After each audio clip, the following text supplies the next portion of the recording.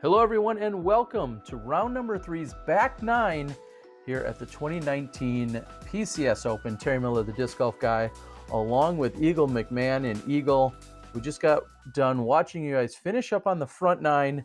You still have that comfortable lead, but there's a few holes on the back here that are certainly going to challenge this card.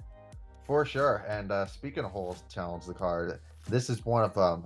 It's hole 10, par 5. 945 feet, 288 meters, the longest hole on the course. And there's enough room throughout the entire hole to go big.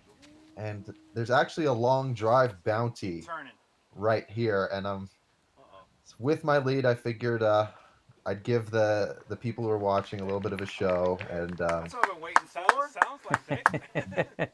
Avery is cheerleading there because everybody wants to see these long drives. Yeah, there's a stick on the ground. We're going to see that in a moment as Avery turned that one over a little too much. But we see that stake out there with what looks like a bag flying on it. That's the long drive, and we'll see how close you get to that in a moment. But here's Ståle. Not enough turnover. Is that a fair statement? yeah, it seems like maybe he was too lean back on that throw and just didn't get a full turn on it. And Øyvind, it seemed kind of like a strange throw. I thought he threw it too high, but he did get a lot of torque on it to keep it straight. Yeah, it was interesting how it hung out there, and truth be told, I lost it for a moment there in my viewfinder, that white disc on the white sky, but we saw it still finish in the fairway, and looks like a great recovery shot there by Ståle. Yeah, just getting himself down the fairway. Øyvind is in a position to get a good kick left. Yeah. As he was tracking into the OB area, you hear Avery say, "I'd like to see you try that again." And Avery, works with his footing. He fakes me out a little bit, but be kind of sketchy. yeah, that area is not out of bounds in that specific spot, is it? I don't believe so. All the out of bounds is marked with those white stakes. And what a shot. I mean, that wasn't full power, and it certainly wasn't full run-up, but a great shot there by Avery. I'm throwing a PD2 here, and I wanted to go for the basket, but I just throw it way too low, and right there, that's where the out-of-bounds line is, but I do kick back in bounds. The king of four. Four. I did get the long drive here. Spoil it for everyone. What did that net you? Do you remember what the prize was? It was a PCS Open stamp disc and like a coffee cup. Okay. They love their coffee in Norway. They do, and they're ridiculous with some of their prizes. I will spoil and say, later in the putting competition that took place later that night, $1,000 was given away for the free putting competition. So pretty incredible. And the second place prize was a flat screen TV. Yeah, exactly. Which I believe Avery won in the putting competition the year before. Was a flat screen TV. So they treat you guys all too well here. I'd say we're flat out spoiled here at this tournament. Now here's Avery lining up his third shot.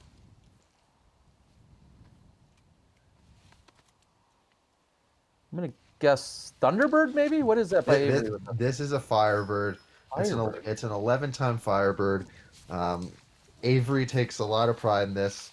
There was apparently a big stack of Firebirds just laying at the end of a factory, the 11-time ones, and he asked him, "Can I stamp these up with a first-run stamp?"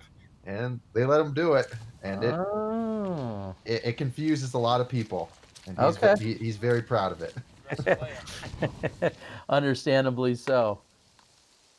Kind of in an awkward position right here. I was looking at different ways to throw it, but I came to the conclusion that the little backhand hyzer was the best shot. Yoga class is paying off. Ståle, did you see it? Yeah, it was a hyzer. So I'm guessing. It was wide? Yeah, I think. If it's a wide hyzer, then I don't really see it Yeah, crossing. that's what I'm thinking as well. Unfortunately. trying to make a group decision here for Øyvind's shot. What do you think? And this will prove to be very critical here in a moment as to exactly where his lie is and where he's going to throw from. I can't determine it. And I say that because yeah, he ultimately was over there. He was lining up his jump putt, I think, and he actually in one of his practice lineups, he fell into a little bit of a hole right there, and you see he went down. He just did a practice jump putt, and he landed on his ankle all weird and rolled it actually pretty badly.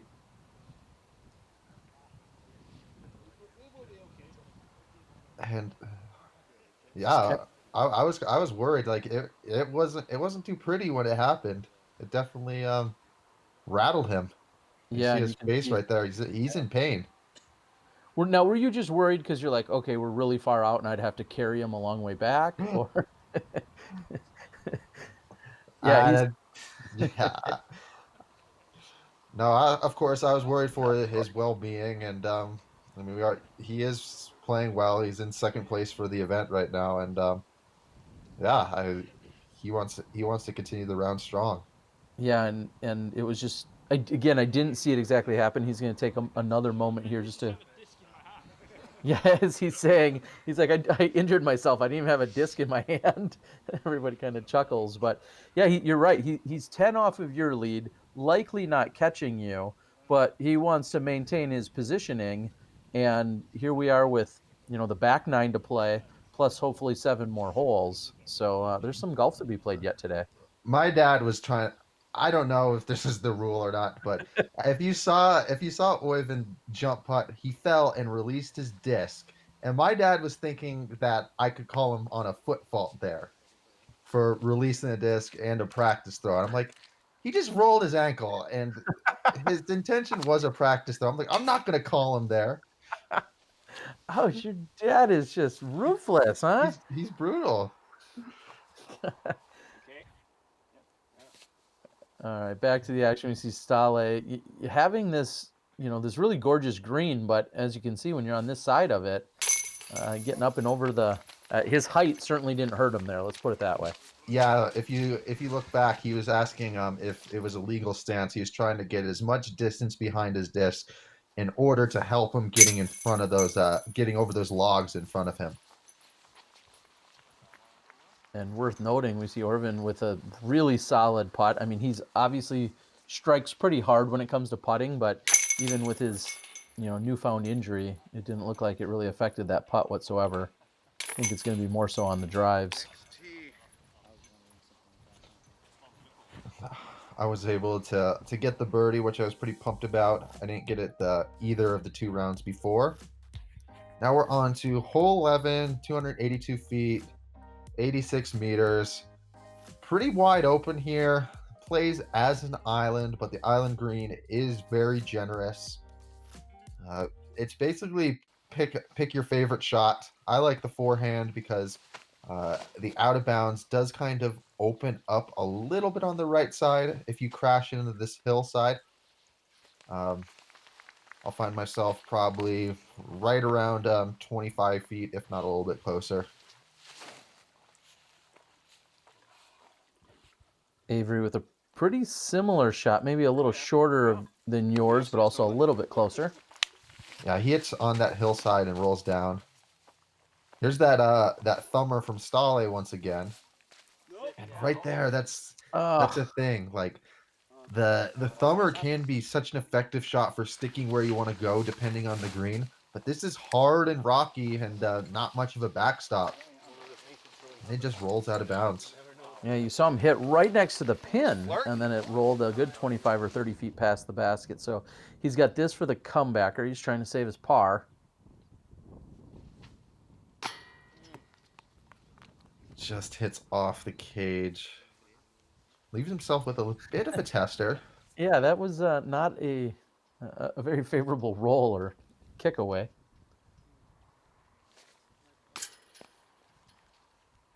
And at this point, Øyvind, he's thinking about his ankle right there.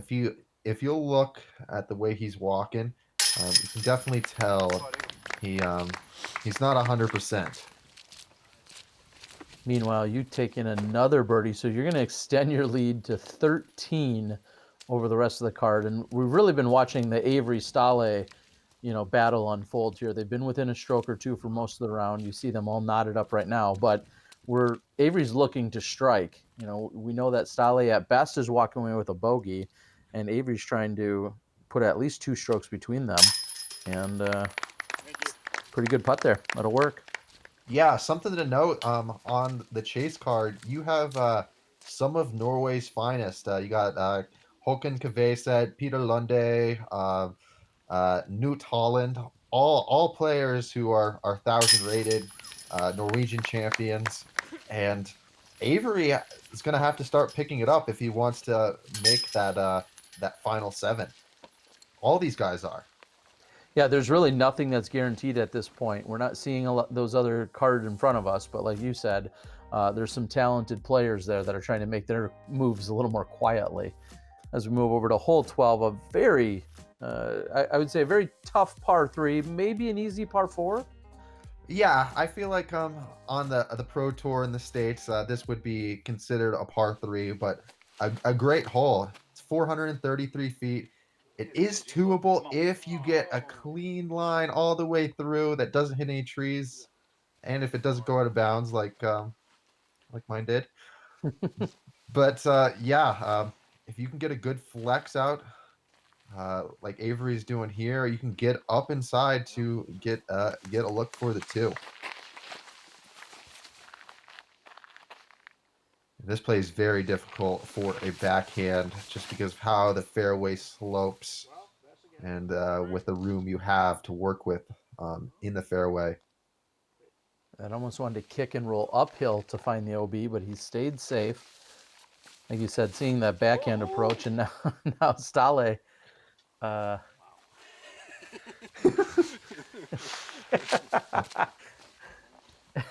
Notice no one else is amused as much as he is.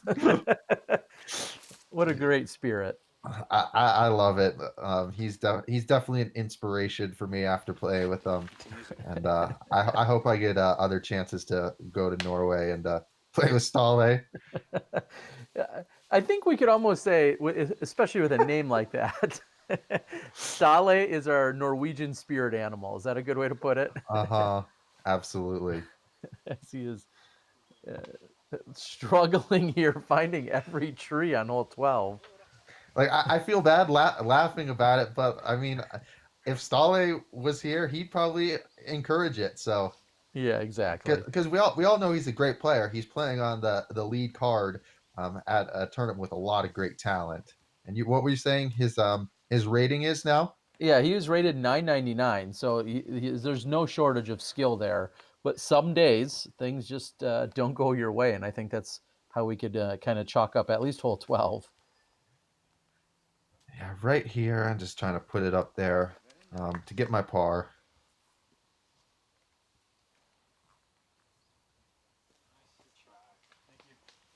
Avery sliding it up there.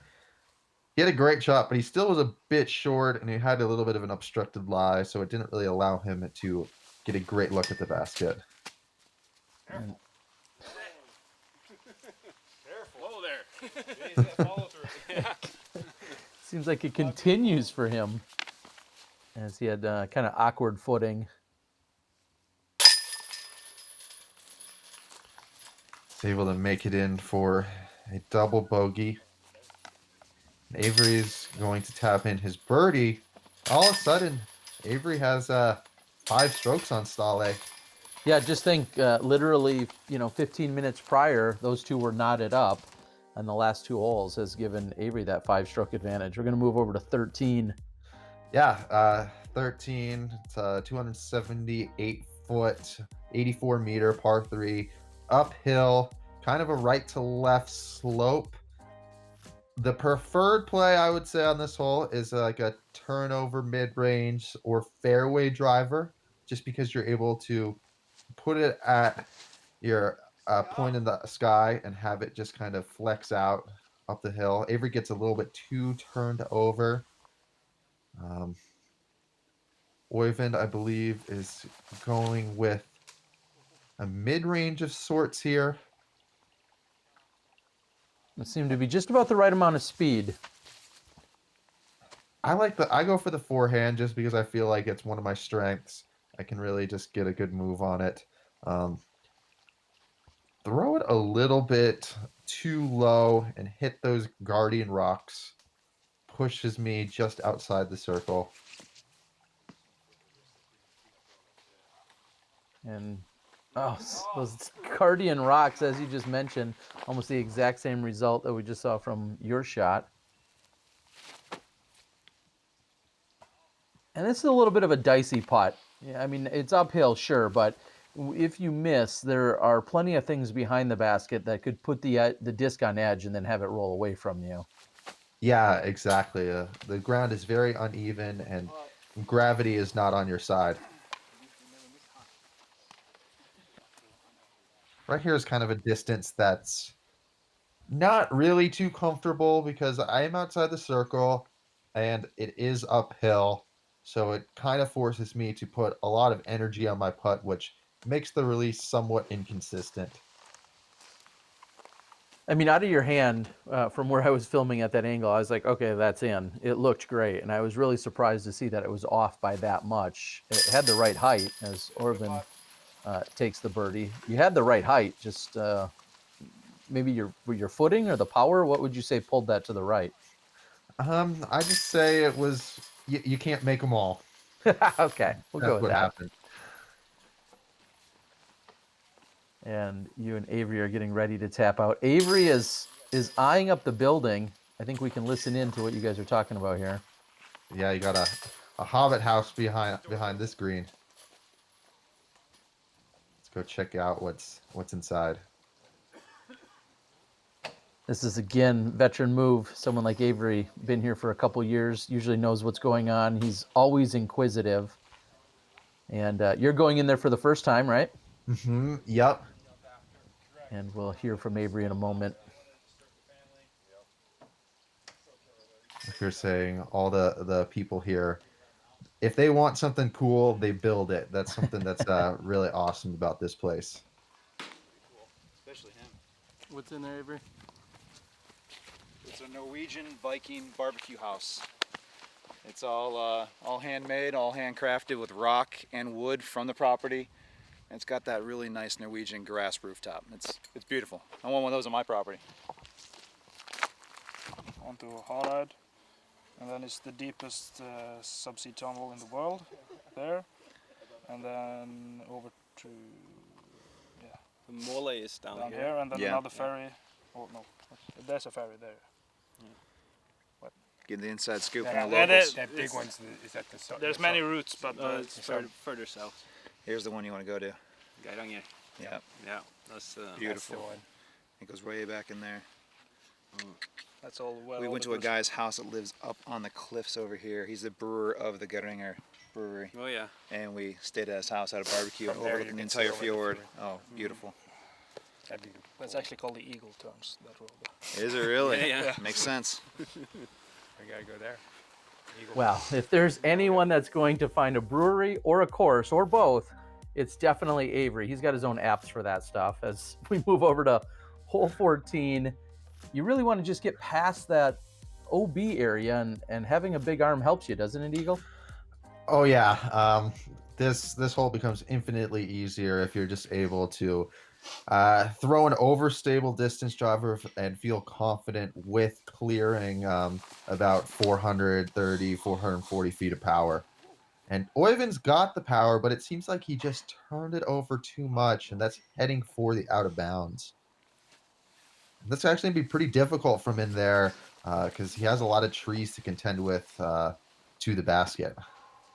Well, and I know a moment ago we were talking about the separation. Øyvind has 7 strokes on Avery, but Avery is 5 clear of Ståle, and they're not sure who's making a charge on the chase card at the moment. But there's a lot of golf, including a couple, 3 par 4s in the last 4 or 5 holes, including this one.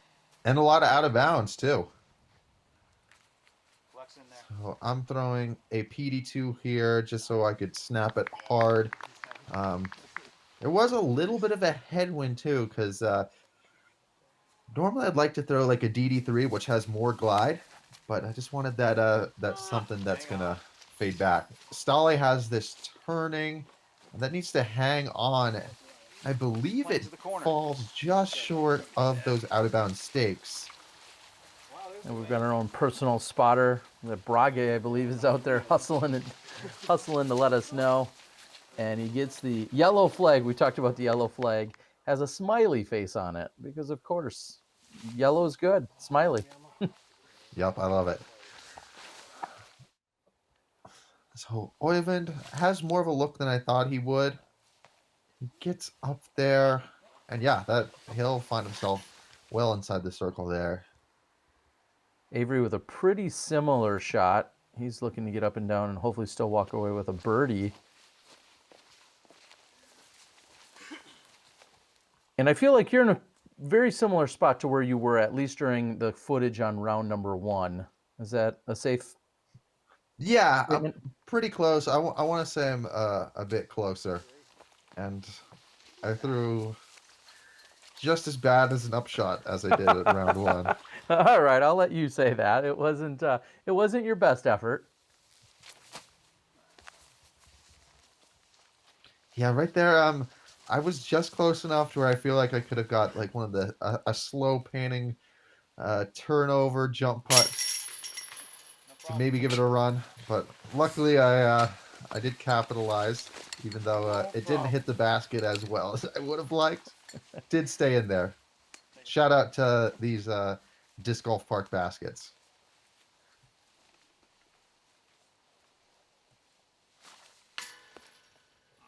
Oh, man. One's got to think that, whether his ankle, he was either thinking about it or leaning on it, in an awkward way, or if it was at all painful. That's a putt you would expect him to make 99 out of 100 times, and for him to come up short was certainly a surprise. As we're watching Avery, he puts in for the birdie, and bogey and a par for the rest of the group. Now we're on to hole 15. Another glance at the flag there. We got par 4, 610 feet, 186 meters. I love this hole, how you have this stretch of land that is safe. You can kind of bite off as much as you want to chew in order to make your second shot onto this island with the basket on top of a tractor. But a very common play is to take a forehand to get to a landing zone where you might throw a fairway driver kind of spike shot onto the island. I know that's what Avery's going for with that shot. And I feel like this plays all of 610 feet. And you've got some great options. We just watched Avery go with the forehand. You are trying to maybe go after a distance competition, or the flag out there trying to go after the long drive, but you go with a backhand. And then even on the approach, if you're in the right spot, you may have a forehand or a backhand to attack the basket. For sure, yeah. I'm starting to get a little bit comfortable with my lead, and I figured that I want to start throwing some fun shots. Oh no, slight tailwind. And Øyvind actually thought he pulled this, but it was perfect. I think he threw a latitude Sinus there. And unfortunately, I think that's going to get the black death flags, or maybe they're not certain as to what's going to go up. And he gives us the he's not sure, let's have the group look at it sign, but then when we get up there, it gets determined, unfortunately for him. I always kind of appreciate when spotters do that, because even though they're out there helping, and we do really appreciate it, when it comes down to it, it's what the group decides. And Avery's playing that high spike, and he needs it to find itself on the island, and it stays on there. We watched him break through the construction sign during round number 1, but this time he gets it to stay on the island. And that looks like a pretty simple approach for you. Yeah, I just take a Discmania link there, just try to smooth it on the island.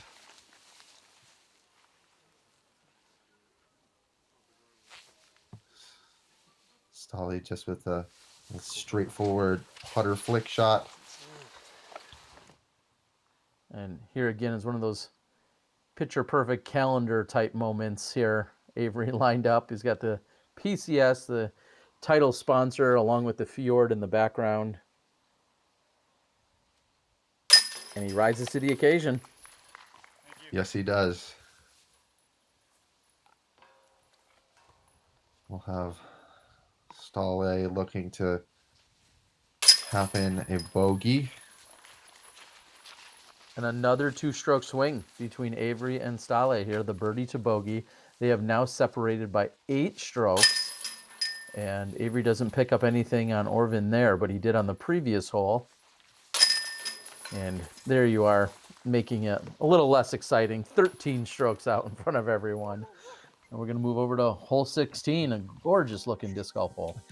Yeah, as we approach the green, you'll see this green. It's not the most challenging of holes, clocking in only at 354 feet. But once you enter the green, it's something from a fairy tale.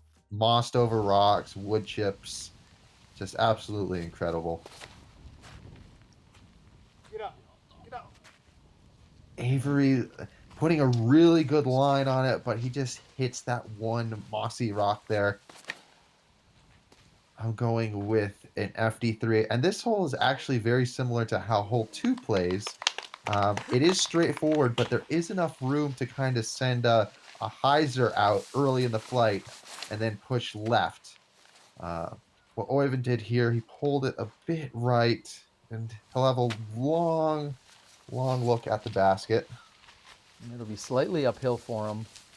And Ståle, who's had his struggles over the last few holes, we'll see if he can possibly get something going here as that one hits to the right side and then kicks left for him.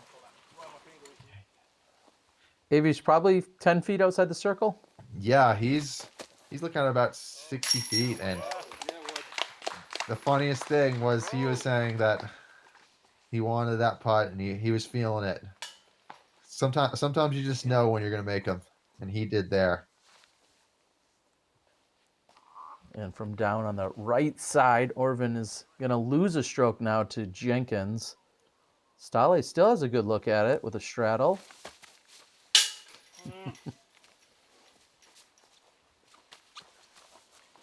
Even his missed putts give us a smile from him. You got to love that.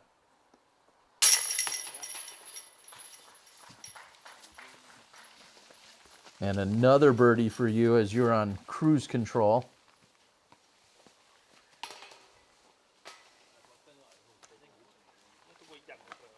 Now we're going to be moving on to hole 17. What we have here is a par 4, 770 feet, 235 meters. And this is very interesting because when you see on the right side, there's a strip of inbounds, and then in the center, there's hazard, and then kind of an island within the hazard. Something that's I've never seen before on a course. A very interesting course design, and I know that if you're not throwing the hole, you could go out there and you could be genuinely confused as to where am I trying to land? What am I trying to do? But overall, I really like the shape of this hole and what they did, considering it is pretty much wide open. It definitely presents a really nice challenge. Yeah, a place where you're going to be able to utilize your full power, and it looks like maybe just a little too much power there if that turned over on you. Or was that the wind? I feel like I just turned it over a bit much. Luckily, the grass is very thick, so where it hit, basically it just sat there, and I'll find myself in bounds, even though it was not the greatest of shots. And Øyvind actually found himself in the hazard area, so he'll throw from there with a penalty. And Ståle's is looking for a similar result for him, unfortunately. And where he is, he went out of bounds, not even reaching the hazard. So he has to take it from his exit point. And that one looks to be safe. Right here, I'm throwing just a mid-range, nice and hard. And if I recall, I was happy with the result of that shot.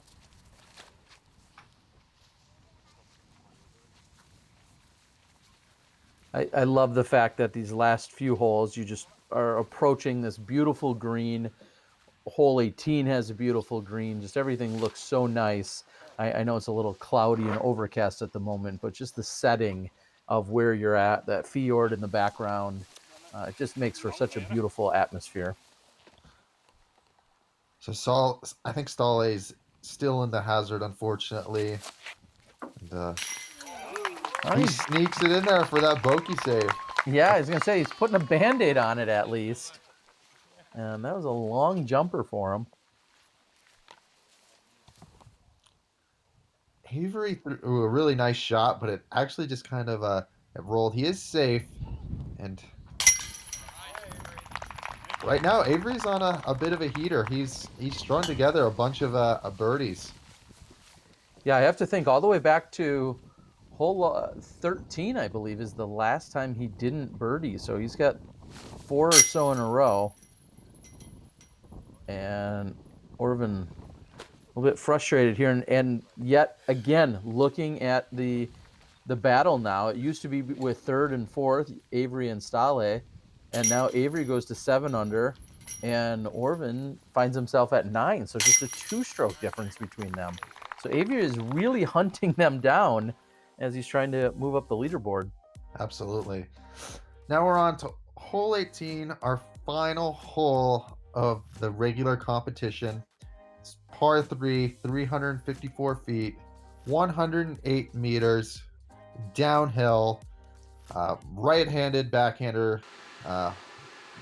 Right-handed backhander's dream hole. All you have to do is throw something high with enough power to have it spike in, just as Avery does. He will be a bit short, but inside the circle. Avery calling for it if you were to go deep. But that's a mid-range? Yeah, I went overstable mid-range there. And if you remember on round 1, I threw that same disc just kind of soft. And right there, I decided to give it all my power. And I was happy with the result. Yeah, I really thought you were going to clear the road and find the hot tub with that shot, and until I realized it was a mid-range, because I saw how much power you put into it. Ståle hits the banner. Stay safe. So Avery very intently checking out the scores because he wants to make sure he finds himself at least in the finals. Okay, I'm 1 and 4. Peter's laid up. So here is a strategic play by Jenkins, who's been shooting so well. He lays up here on 18 because he just wants to secure his spot in the top 4. And he knows a par will do just that. Ståle doesn't convert on his birdie.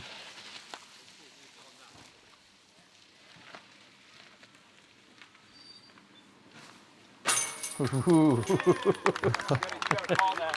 Øyvind just sneaking it in to finish.